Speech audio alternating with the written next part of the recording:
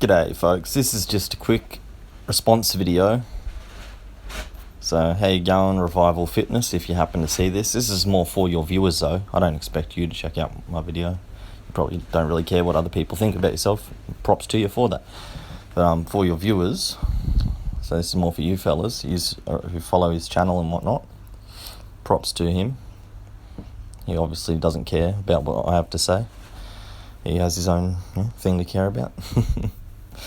But I just wanted to bring this to your attention because I've just noticed over the past few days he's talking about Greg's concept of main gaining. And I'm new to the whole fitness YouTube thing, and I've only just been sussing it out. So I've watched a few of Greg's videos. I don't really know anything about him besides he's like a powerlifter or something, and he used to compete or something. He's got some records he talks about, I guess, and he's at the end of every video he's always trying to sell a cookbook. That's all I really know about Greg, to be honest. And some of the stuff he says is pretty dumb. So definitely not like one of his fans or anything, or supporters coming at you. Okay, just saying, I'm just like neutral party that's coming in from outside and saying, hey, what's going on? And yous are all complaining and laughing about his concept of main gaining, which is, from what I can gather, like, as far as I'm aware, what people call like bulking is eating in surplus. So you put on weight. That's just the basic definition of bulking. Again, I'm brand new to this, and I've only watched a few videos here and there. But from what I've gathered, as an outsider looking into the fitness industry, okay, and your whole circle, your whole subculture, this is what it looks like to normal people, basically. So you'd have your own idea and definitions, and so maybe that's why you argue over semantics and stuff. But for an outsider, just using basic definitions and basic English, bulking is just putting on weight. And it's specifically referring to putting on muscle as opposed to just getting fat or gaining weight, because we just call that, getting fat. But if you're bulking, you're getting fat, like putting on weight on the scales, but it should be muscle. That's what the average person would assume. So you don't want to, and that's why then you break it into two basic definitions of lean bulking or healthy bulking, like good bulking, getting the muscle, just eating enough so you can build muscle. That's good bulking. And again, you probably have completely different definitions, but just hear me through to what a normal person thinks about these words and terms, and why you're likely getting confused. Because Greg talks in like normal language. He doesn't use all these fancy terms and things, and that's why he calls it main gaining. Because that's like something that I can understand as a normal person. It makes perfect sense to me. But to all you folk in the industry, or like in the bodybuilders and all this and fitness and stuff, it's really confusing to you. You just don't seem to comprehend what he's saying by main gaining. But for me, it's just like, makes perfect sense. So I'm assuming it is all to do with semantics, and you have definitions, and you won't agree with what I'm saying right now as I'm defining what bulking means. You probably have a completely different definition of bulking. But this is what Greg talks about, and this is what normal, average, everyday people understand when it comes to the concept of bulking. It just means putting on muscle, putting on weight. And so good bulking, lean bulking, healthy, or main gaining is eating in surplus of calories so that you can gain muscle. Whereas opposed to that, the opposite would be dirty bulking, where you just eat so much calories, you don't really care if you're getting muscle or fat, you're just putting on weight. It's not exactly the same as just overeating and getting fat, because you have some focus on getting muscle in the process. And that's why it's bulking, because it has to do with gaining muscle on the scales. But it's dirty because you're also getting fat, which you don't want in a bulk. Again, these are just normal everyday definitions using basic English. You probably would disagree and say, no, that's not what bulking means. And that's perfectly fine, but I'm just trying to help you understand each other. So fundamentally, the biggest thing that's coming up that I'm noticing that's coming from this is that you're all arguing and saying that, oh, well, How are people bulking or putting on muscle without putting on fat, etc.? Like, you think they're just lying or taking steroids or something. And when they're eating maintenance calories, and a lot of, like, I've seen a few people comment like, what are you talking about, maintenance? It's surplus. Main gaining is not eating maintenance calories. That's maintaining your current weight. Maintaining, as opposed to gaining, which means maintaining body fat weight. That weight on the scale is maintained, but then you're also gaining muscle. So it's a hybrid. It's two things. You're maintaining one thing while gaining something else. So it's gaining. That's why it makes perfect sense to normal people. It's just two basic words put together. You maintain your body fat level, maintaining, and then you gain muscle. And you do it at the same time, you put the two words together, it's gaining. So obviously, to get that muscle, you need a calorie surplus.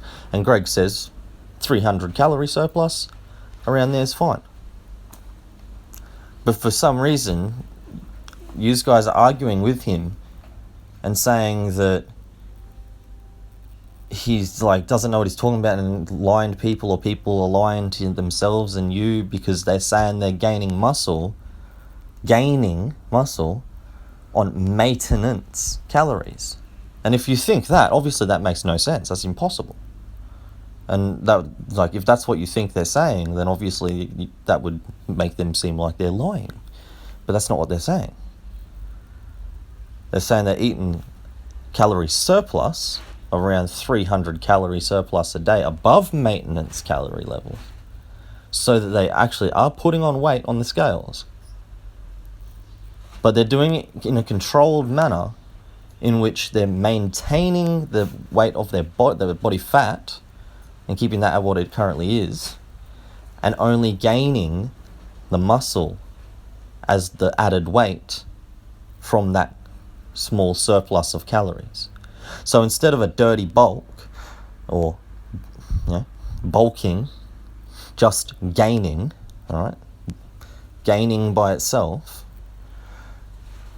or dirty bulking, you're not just bulking, because essentially it's like you've got two bottles, right? Imagine you've got two water bottles, and together they make up your body weight. That's your total weight on the scales. And when you're gaining, when you have a surplus, you're pouring water into those bottles. That's a calorie surplus. And so you put on weight. You get bigger because you're pouring water into the bottles. But you've got two bottles.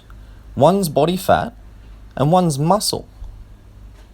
So you can just pour water into both of them and not really give a fuck, and that's dirty bulking. And you just get fatter and more muscle together. Or you can overeat and be lazy and get obese and pour all the water into just the body fat and not get any muscle and put the weight up on the scales. Or you can do the opposite of getting obese, and you can put all the water into the muscles.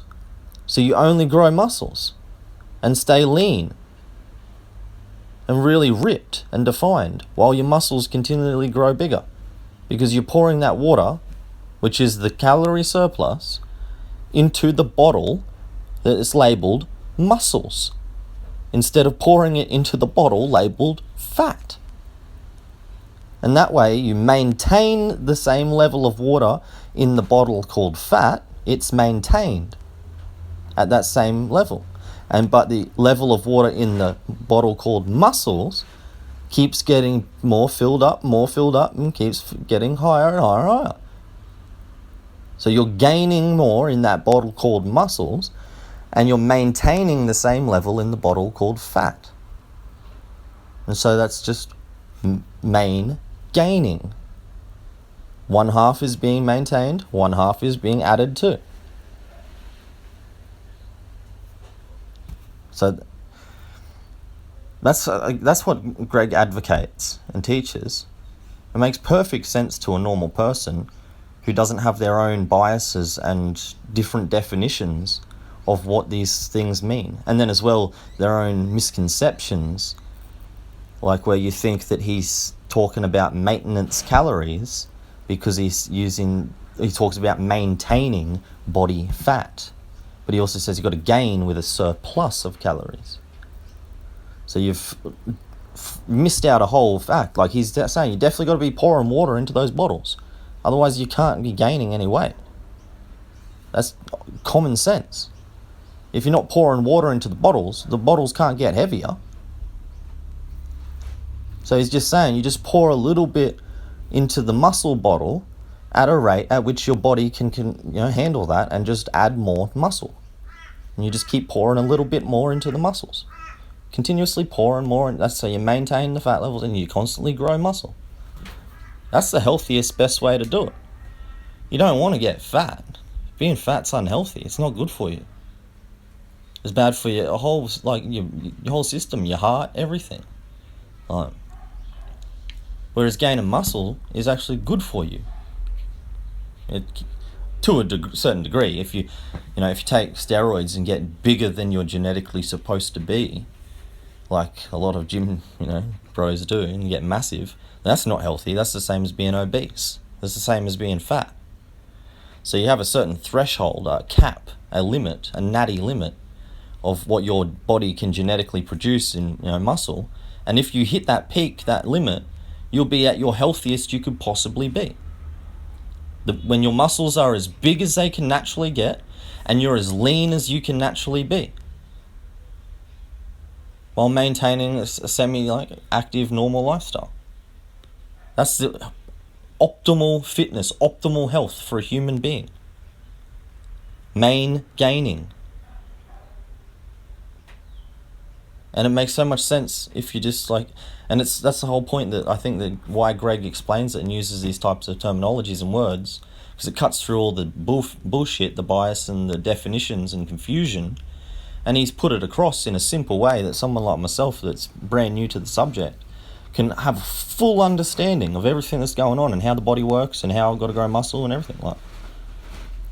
So I've got a full understanding. I know more about how to build muscle, be healthy and fit than personal trainers who have been going to the gym for 40 years after just watching a few of Greg's videos. Again, he's wrong about a lot of things as well, and he's dumb with some things, and he's just, in general, I probably wouldn't like him in person. He seems like a bit of a childish individual, to be honest. Fair enough.